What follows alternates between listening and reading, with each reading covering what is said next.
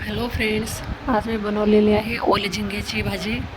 हे मी पहिल्यांदाच बनवलेली आहे. मी कधीही बनवलेली नाही आहे, त्याच्यामुळे कशी बनवायची मला माहीत नाही. म्हणून मी जशी मच्छीवाल्याने सांगितलं तशी मी बनवून पाहिलेली आहे.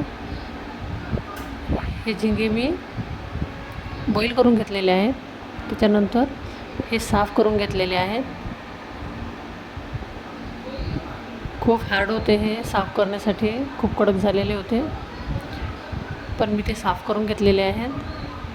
आणि कढईमध्ये थोडंसं तेल टाकून घेतलेलं आहे.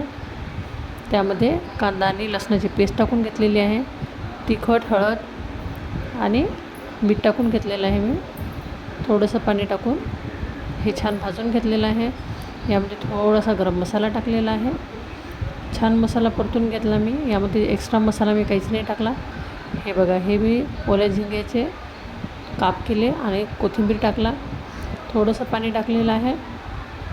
आणि ही अशी मी ओल्या झिंग्याची भाजी बनवलेली आहे. खूप छान अशी अप्रतिम भाजी झालेली आहे. व्हिडिओ आवडला असेल